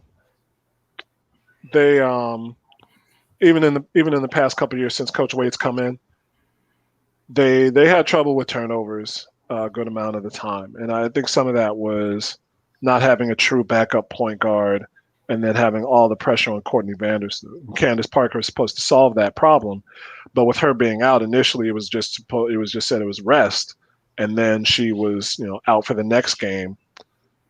And It's she been felt that ankle though. That ankle looked gnarly to use okay, that perfect phrase. and see that's not what the media was told initially when she sat out on, I think it was Saturday. So now you've had your prize acquisition, only played 1 game, and I don't think she's going to be on the Olympic squad, but that's coming up. So you're going to lose Diamond DeShields for a certain amount of time once training camp hits. Steph is already with the 3-on-3 team. Yeah. So you lose a big off the bench, even though you get Z back. So they have to really figure out, and their half court offense has looked very sloppy. They are great in transition, but they have not really been able to get something going consistently in the half court. Even when Candace was out there, they had trouble operating. Defenses are really swarming them.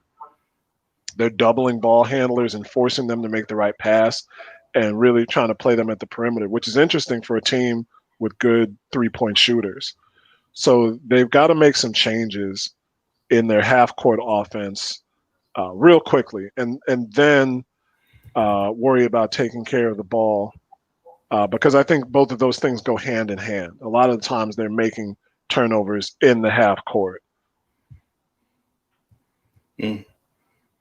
And what do you think about the upcoming slate for the team? They got we talked about them playing Atlanta quickly. They actually going to be playing the Sparks 2 times in a row. On the 28th and the 30th here, and then they got the Mercury. They got them 2 times in a row. The Sparks again on the 5th of June, and the Fever. Like I don't know. What do you think about the schedule and their prospects coming up? You want to go with me or Drew? You want this one? No, I you think you go with that. Okay. I just wanted to check first. appreciate it, The Fever game should be a respite because they got a nice draft pick, but Kaiser Gondrzik doesn't exactly fit, and they don't have really great roster construction. Tamika Catchings is kind of got that Elton Brand right now, where they shifted to win now, but they didn't get the people to do it.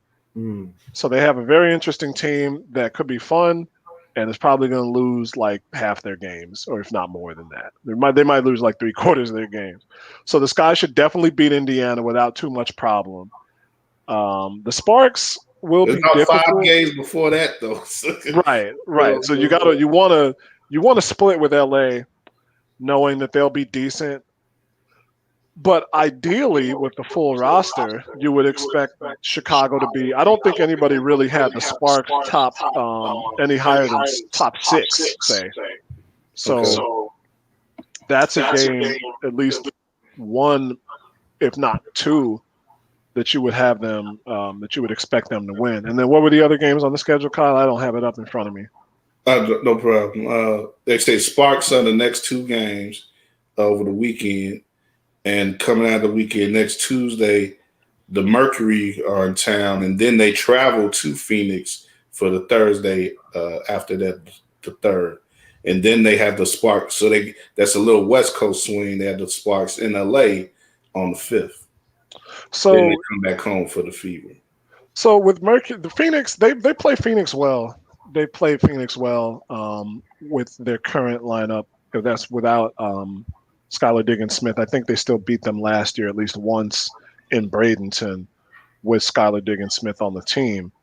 And now Diana Taurasi is going to be out for a few weeks with Yeah. a chest fracture, which sucks. I'm not a huge Diana fan in terms of her play, but she's a ball player, you know. Mm-hmm. So, and that's going to be a big loss for them on the court. So Phoenix is going to have to deal with not having their starting point guard, which is still really, really, really important in this league.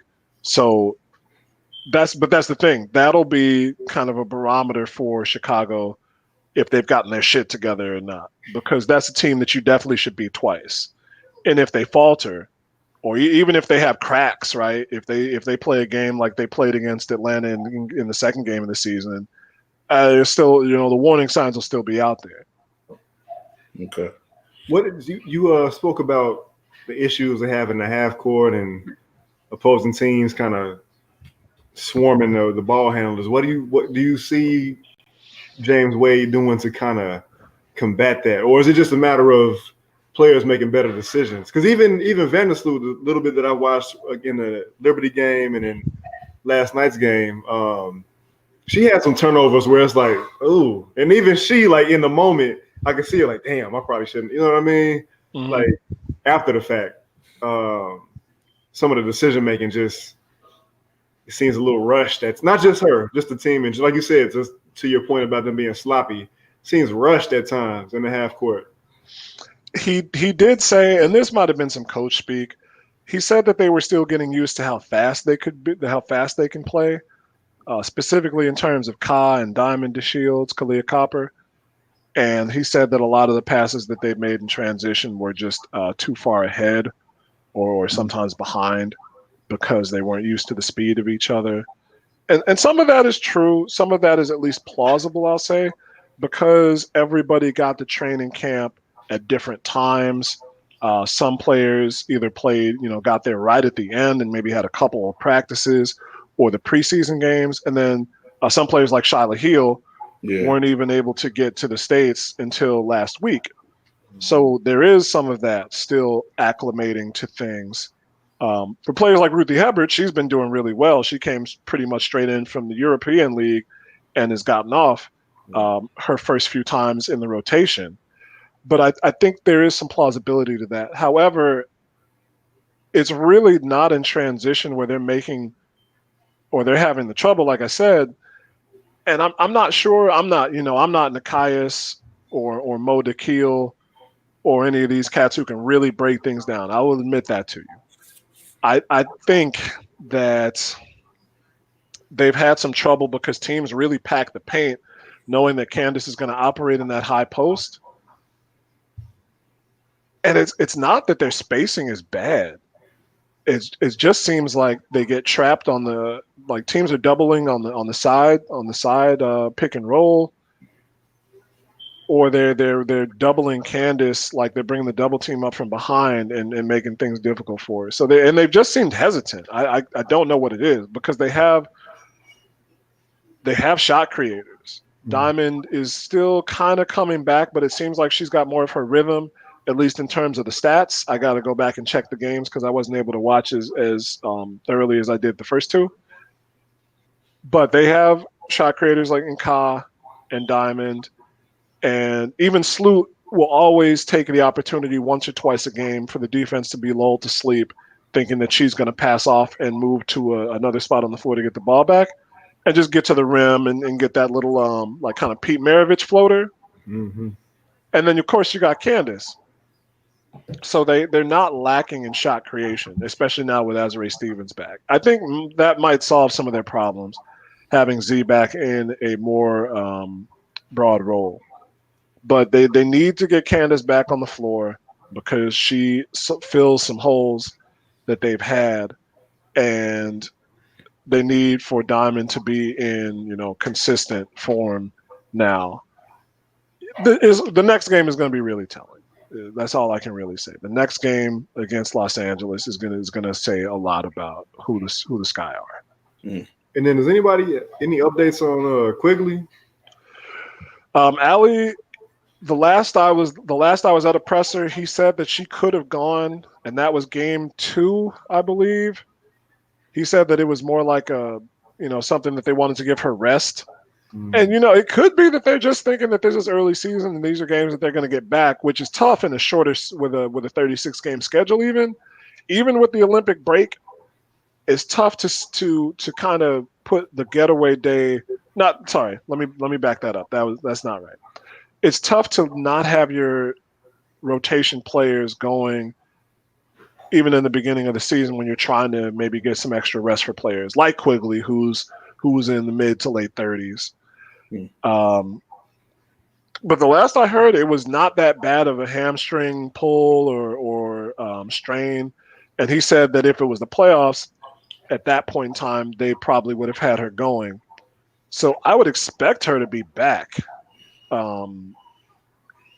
If not tomorrow, or is it Friday? If not this weekend, then I would be surprised if she's not back in one of these games against Los Angeles. Yeah, and then Parker's, like you said, Kyle, Parker's ankle looks pretty bad. But I wonder, like, how many more of these type of games will it be before James Wade decides, like, okay, we gotta see what you got. We gotta see, or even Candace herself, like, hey, coach, I gotta get out there. Yeah, I was gonna get into that. Like, there's a lot.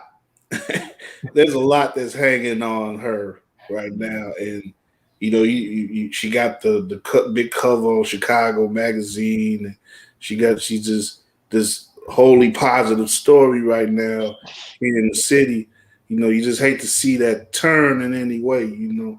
So hopefully she just gets the rest that she needs and she can heal and she can go back to, because that first game it looked like everything that you wanted to see out this team.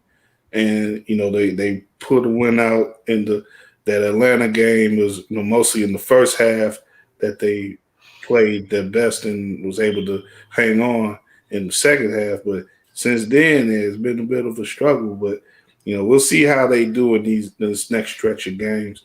I feel better after Chris explained,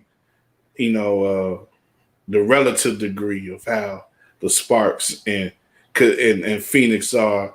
I didn't know about the Taurasi injury, which is going to be affecting them definitely. But in any given year, you look at 5 games in a row between playing those two franchises, you think like, oh, it's going to be a tough stretch. So, and it still could be for the Sky, but hopefully they could at least maybe win the majority of those games. And you do that, then you still a winning team at that point. You like I say, you're still getting players incorporated back into the season, still getting your health, getting people's legs under them quite literally. And so yeah, it's still a lot of time. That break actually that Chris makes mention of for the Olympics, it comes in July. Just looking at the schedule, like July 10th, I believe. So it's still a lot of time to, and I guess given a break like that, you don't necessarily need to be playing your best ball, because you're gonna get a lot of that, cut from under you anyway. That momentum being as nebulous of a concept as it is, you still it's hard to. You're not going to necessarily play the same in the middle of July as you are at the end of August. So you got to, you want to be playing your best ball in a couple months as opposed to a couple weeks anyway. So the Sky got a lot. They got a lot. They still got time, even though it's not an NBA schedule, but they got time to evolve here. So. And the Sparks have gotten knocked around pretty good. So, and one of those games was to Dallas, who's going to be much better than they've been with the addition of Charlie Collier. But they're like they're still Dallas. Yeah, they're still the Wings. Have the Sparks won a game yet? I don't think so. Okay. I'm checking right now just to make sure, because I was looking at the schedule. Yeah, they're 0-2. Okay. That's weird. Like how some teams play 6 games, and you got that team only play 2 games. The Sky would play 4 games. It's like I don't know. The schedule is kind of weird. Somebody commented like, "Yo, who's scheduling these games?" Because I think they looked at because somebody tweeted out the standings just about how they was unexpected that Minnesota had lost their first 3, and I think probably the Phoenix and Las Vegas were 2-2, and the Liberty were at the top. And then somebody was like, "Yo, who sets the schedule?" And I didn't even notice that because I expected to be missing some. Because I was looking at the schedule. I was like, okay, LA lost this game, then they got blown out. Oh, LA lost this game, then they got blown out. And that was a week. That was in like a week. And all you see all these names pop up like 2 or 3 times. Right, and then all of a sudden, the Sky had 3 games in 1 week, whereas the thing they had 2 prior to that. It's always been like 2, and then now it's 3. Like you said, Sparks coming up back to back, Friday, Sunday. I want to say. Yeah. They got the weekend home and home. Mm-hmm. That's going to be tough with travel. There's still Coach Wade joked there's no charter flights still because they had tech difficulties in DC. And the post game got cut short because they had to catch the commercial flight. Wow. I saw that quote. He was like, "We gotta get up out of here." Hey, WNBA, they got to treat WNBA better with travel, man. For sure. I don't know. It's always something with that league, man. But we spoke about the Sorry to cut you guys off. We spoke about the Commissioner's Cup. There's money on the line for that too, isn't there? 500,000. I thought so. Okay. To be split between. Yeah, and again, lay that out again, Chris, before we start to wrap up here. Well, how the Commissioner's Cup works? Yeah. So it's the first game that each team plays against a team in their conference. So it's kind of funny that they don't really adhere to conferences once playoff time comes around. Yeah. But I guess this is a way to make it more relevant. So the first game that each team plays against a team in their conference counts for the Commissioner's Cup standings. And I think each team is going to play 12 games or 11 because it's – man, I got to check back. I know that's how the structure works, that it's that first game that they play. And all the games are marked on the schedule with a little trophy. But they get a certain amount of points for the wins against in those Commissioner Cup games, and then it leads to 2 teams, the 2 top teams, playing right at a certain point at the middle of the year. Right, and I think outside, unless there's a tiebreaker needed, which I assume that there probably would be, then it would just be the best records. Okay. Well, I was thinking about that too. Like whether there's a tie. Yeah. So, all like I said, I like the concept, and it allows those players to get at some more cash, which we all can advocate. More money being involved, more sponsorships being involved in the WNBA. So if it provides an event in midsummer that they can definitely market and promote. Probably maybe there'll be an ABC game or something, or one of those on the CBS package that they got now. Maybe, let's see what they do with it, and it's hopefully it'll be as successful at least as the playing games. We'll see about that, but we're gonna begin to wrap up here. The Atlanta Knicks game seems to be getting lively again. Yeah, And, the Knicks came back and tied it. Yeah, they took control for a little bit, but Atlanta's still fighting back. Knicks up 5 with about 3.5 left. But But Rose to get a win, baby. That's all. yeah, that's a lot of people are noticing that. Like the Bulls in Chicago is like openly. I ain't rooting for the Knicks. I'm just rooting for D Rose. Some people say they straight up rooting for the Knicks because of them. So I ain't mad at you, But it just goes to the love that we got for Rose. Yeah, no doubt. I had them advancing to the second round. We'll see if that actually happens. Yeah, I mean, they could. I mean, Atlanta, like I said, they came out tonight and it looked like they were ready to take this second game, man. But nice for the Knicks to come back and make it competitive and give themselves a chance to win. So, yeah, this definitely could be a toss-up series. It's a 4-5, so you got to figure this a certain amount of evenness. But it seems like the talent disparity, like on one side for Atlanta, is more on the shooting and playmaking side, whereas with the Knicks they're more talented on the gritty defending side. So there's a clash of styles thing here too. So it's making for some good games. They're getting a little chippy at times. Yeah. And as much as you want to hate them, the Knicks fans brings a lot to the table when it comes to this playoff stuff because it's easy. They make a lot of noise and they're easy. They make for great. They add to the theater of it all. So Tibbs leaning on Rose again, man. 35 minutes. He don't know nothing better, man. He as long as he could look and see those dreads on the bench, man. I think Tibbs is like we could do it, So yeah, I think he see Taj too. He be like, hey, let's make up for what we couldn't do, in Chicago, Mm-hmm. So yeah, they New York, they got a chance, but we'll see how it goes. But I want to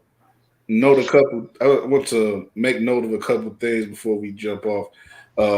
Some more disrespect, I guess, related things. That's a common theme for today. Apparently, the Wizards, going back to the Wizards Philly game, which is done. Philly won easy, and Westbrook apparently he just is a magnet for these things. A Sixers fan, got ejected from the stadium at Wells Fargo Center after throwing popcorn on him as he was leaving the court with 10:28 left. That's what I would say. Throwing popcorn to somebody, that's a lot. Yeah, man. I don't know why people just keep wanting to mess with him, man. But it's happened a lot. Denver and Utah, and the famous one. I think that was Philly too, where he was pointing at the guy. Like who's man? That's what I say. You say who's man. Don't say who's your boy. Say who's man. Yeah, whose man's is this? Yeah. Then you want to offend nobody. Then that fan is lucky that it looked like it was about 6 people that grabbed Westbrook to keep him from going back up into the stands. Man, you talking what happened tonight? Yeah. Okay. I haven't seen video. I'm just reading. I'm looking at an athletic report. Okay. But I didn't see video. But so Westbrook was ready. Yeah, I mean, you don't get popcorn thrown at you, man. Nah, You've been out there sweaty on the court and stuff, and your ankle hurting, and you looking to go to get that fixed. You get popcorn thrown at you. Popcorn to stick on your skin. Yeah, man. Yeah. After a loss, after going 0-2 or going 0-8, You down 0-2 in the that series. popcorn might as well be a spit in the face, man. Well, Philadelphia fans, man. never lack for class in Philly. Yeah, but that's one thing. We'll see how that plays out over the next 24 hours. And there's this other thing. I should have mentioned it earlier because I knew about it earlier. But did any of y'all stay up with the Kyrie thing today? And what did y'all make of that right quick? Because it seemed like I haven't even really listened to the comments or anything, but what he said was sort of innocuous apparently, but it's become a thing now about him just making any sort of reference to possible racism in Boston. Like that's such a foreign concept, I mean, I'm with you. I don't think his comment in any way was, as I saw it put on Twitter, him stoking the flames, anything like that. I think people running with what he said and turning it into something is turning it into something. You know what I'm saying? Like it's not Kyrie doing it. I think, you may agree with some of the things he does and says or not, but a lot of times I think people unfairly kind of attach these things to him, and it's not right. I think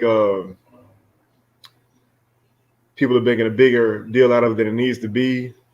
I think Cam Newton came out and said something about playing in front of or being in certain environments, even in still being a quarterback for New England. Like this, it's not a secret, and he's just putting it out there. Yeah. And I don't take anything negative at all from what Kyrie himself said. I think he's just trying to get ahead of it. Like, look, man, let's not do this, man. Let's not do this. Well, I guess he's asking people to speak to their better angels, and I think for some reason, that's hard for them to do. They should see opportunities to act certain ways and debase themselves or debase others. And, when this is just a game, it's just a competition we talking about here. And whatever he did that offended them when he was with that team or whatever, why that's nothing to carry along, and nobody is, like I say, the stakes aren't that high in this thing to where, we need to be going at people in that way. So, I think Kyrie goes off the reservation at times, but he seemed to be a bit grounded here. And I think people are used to, like you say, Drew, reacting and responding to him in a certain way. So he gets these things overblown. But race is also always, there's always that gut reaction for people who don't want to deal with race or have dealt with race in a clumsy manner to just not have to speak to it at all. Whenever anybody else speaks to it or makes mention of it, they want to act like stuff is not there when it's been there for years and it's been there, it's been there, very blatantly, and people want to act like it's not there. But people aren't like that anymore. Athletes aren't like that, and more so than they've ever been. If they see something that's wrong, they're gonna speak on it, and they're gonna try to do something to repair it. So you just got to deal with it. Yeah, they had a shot. He put them on the spot, and I think Kyrie was definitely instigating because he put them on the spot, and they responded how people outside of Boston expect Boston to respond. Like, how are we racist? What? What? Oh, sorry, that's not the right accent. How are we racist? Oh, I can't do a Boston accent, man. That's it. It's like how are we racist? How are we racist? Huh? How are we racist? Huh? Yeah. I can't do it, man. Yeah. I gave it a shot. Hey, get your boy. I'm trying to think of Mark Wahlberg saying that. Speaking of racist, How's your mother? How's your mother? speaking of racist, Mark Yeah. Wahlberg He don't have a good history. Yeah. jumping Vietnamese people back in the day on his bike. Yeah. Yeah, see, you got to think about that stuff. People don't think about that stuff, but we keep track. We keep track. So, no sleep. But yeah, we gonna take it to the end here. It looks like New York's gonna pull out the game 2. So there's gonna be a 1-1 series going down in Atlanta. And that series, game 3, we're gonna be doing the show Saturday while that doing the first half of that game 3. So watch it along with us. Me and Josh and our guests on Friday. We won't have these good gentlemen on Friday, but wish you well and hope you enjoy your weekend. Anything else on your minds? Any parting shots? Just looking for Miami to make it 2-1 after tomorrow, man. Please. For the Okay. love of God, man. Just 2-1, Miami, please. What if any series do you think is going to be done by the next time we get on? Brooklyn and Boston for sure. Yeah, that should be it.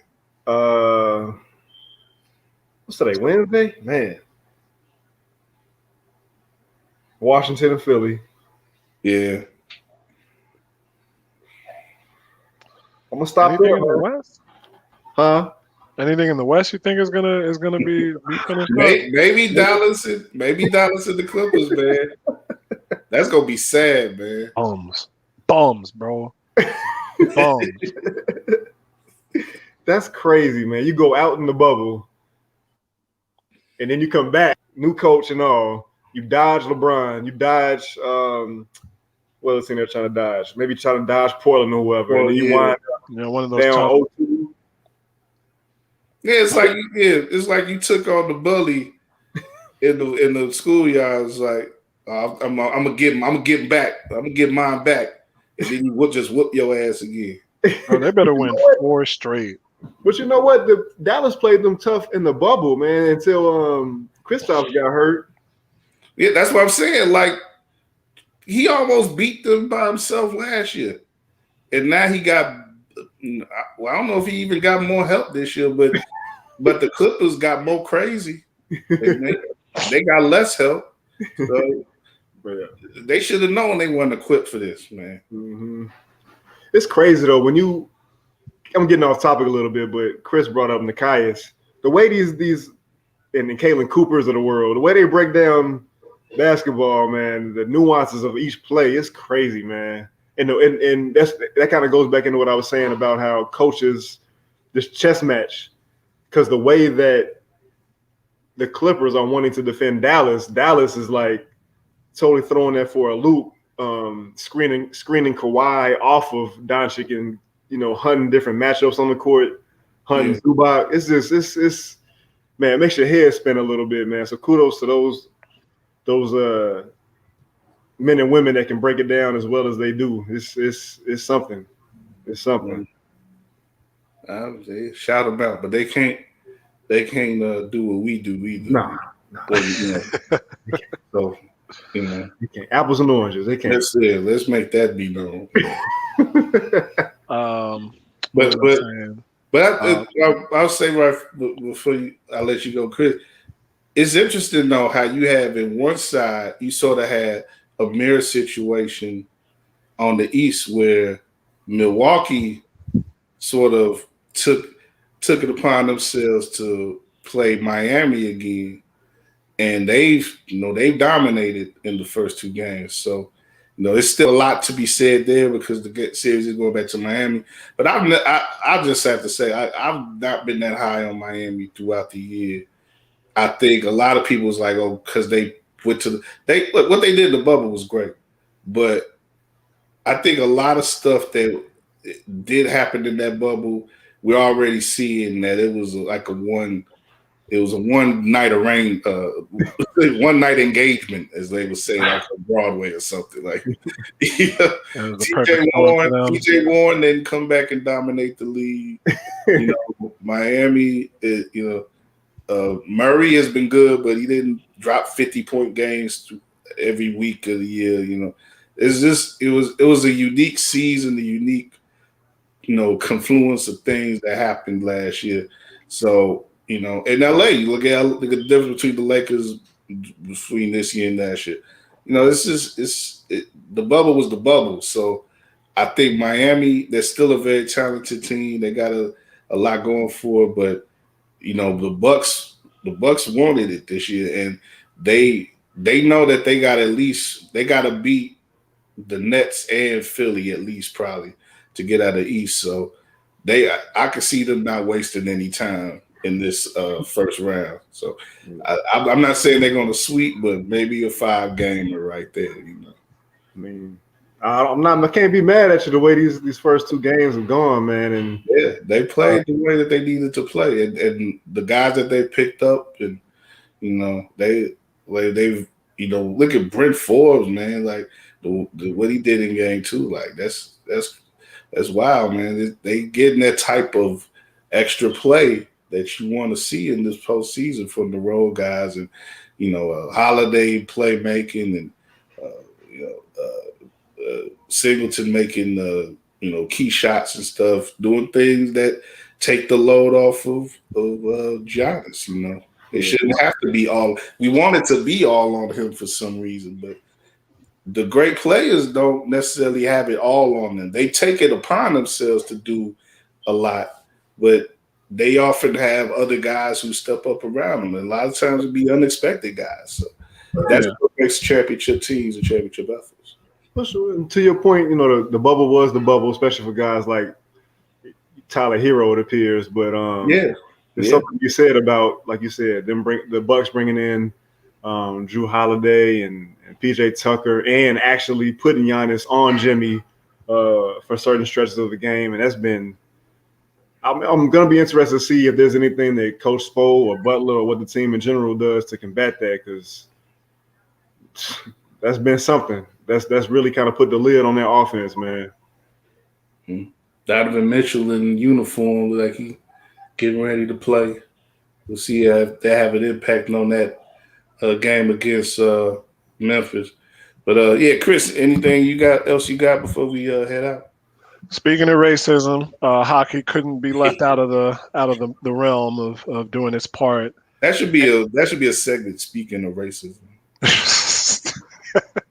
but it would take over the whole show. Sound like a Paul Mooney bit. Rest in peace. Yo, right? Yeah. That's a good point, Drew. That's something we got to touch on. Paul Mooney album. Speaking of racism. When he said barbershop was a lie, I lost my. I was so offended as a 15-year-old. I'm like, how could you? I was like, how could you take that movie down? You know some front for drugs. The Edmonton Oilers lost their first round series to the Winnipeg Jets, and they have a First Nations defenseman named Ethan Bear, who I think he might have either taken a penalty or let in a late goal that allowed Winnipeg to tie. And so then, of course, a lot of people were saying racist stuff about him being a First Nations player. I'm not sure what group or tribe organization that he's a part of. Let me check that, because I do want to get that right. Actually, that would have been more simple. Shout out to Google for doing that. People also ask thing. Oh, never mind. It just says he's Canadian. Thanks, Google. Appreciate that. Osha Pawachi. I know I said that wrong, so apologize. It's part of the Cree, what we would say is the Cree Native Americans, Cree Indians. But a lot of people were saying racist stuff about him online, because that's what people do when they are upset, evidently, and are hockey fans. So big ups to the Oilers organization for immediately coming for all of them, like, hey, we don't tolerate this.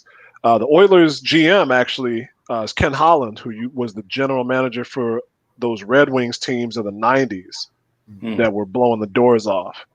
And he had a pretty epic quote. He's like, "I'm 65 years old. I'm not with this social media stuff. So this is the first I'm hearing about it, but we're not tolerating any of that." So, that's good. read Evan and Jasvina Shah's book I when was it thinking comes about out. that too. Yeah. Game Misconduct in October. So that if you like hockey, you can learn how it's fucked up. If you don't like hockey, you can learn how it's fucked up. And maybe you'll like hockey a little bit more because you learn that there's people in it who aren't fucked up. Yeah. And I mean, maybe get more people into knowing that there's a place for black people and people of different races in hockey instead of, making it, instead of just leaving it lily white, there's long been a place for other people in that sport, So yeah, you just got to pull the weeds out, get some of that griff and graft out of that sport, and then make it a little more pleasant for the rest of us, And people like Evan is definitely doing a admirable job of fleshing out things and really just approaching the sport, showing that that other people belong in that sport and having a relationship with that sport that's active and militant in a lot of ways. So I definitely, one of the things I admire. I remember I had brought Evan on to D and Davis early on, and it was a week that D wasn't there for some reason, and so he was co-hosting with me and Ken, and I did a segment where I was like, we were supposed to be throwing out like hockey trivia or something, and I spent the whole week preparing the hockey trivia, and like the first two questions, I had I asked someone the question, and they had got it wrong, and then Evan was like, "Oh, well, that's not right either, Kyle." And I was like, "Oh, damn." I was like, how the hell I did all this research and I wasn't right either. It happens, man. Yeah, it happens. But anyway, one more thing though, since we talking about other sports, and I'm thinking of this because you got the 312 on your hat, Chris. What did you see the New Era hats that got all those area codes on them? New Era's been fucking up the hats for about 2 years now. I don't know what happened. They're trying to do too much. Remember when they started putting the state hats out, and they had the ones with like the streets on it. I think, yeah. But those were good. Now they're trying to do like way too much. They messed up when they started making 950 popular and bringing snapbacks back. And I blame all you kids out there and all you SoundCloud rappers for making snapbacks a big thing again when fitteds were way more mature, way more grown. And now New Era is just like, let's put out snapbacks every 3 months and put like everything we possibly can. Let's put every zip code and area code on it. Nah, man. Them hats look like they was made on 47th or something. Like right off the green line. Yeah, like where the little shops down there, like, oh, give me a hat with all the zip codes on the south side on it. That's how I want people to know that's how South Side I am. Right. And the Stocks logo on it, and a deep dish pizza, and some jardinette peppers. Man, I want people to know just how Chicago I am. Oh my God. Hey, Chicago without the rhinestones, though. We got to get the rhinestones on there. Yeah. Yo, you might as well just bring it back to the airbrush tees. We need to bring those back. Yeah. On a regular basis. For sure. Off the wall. That's wild, man.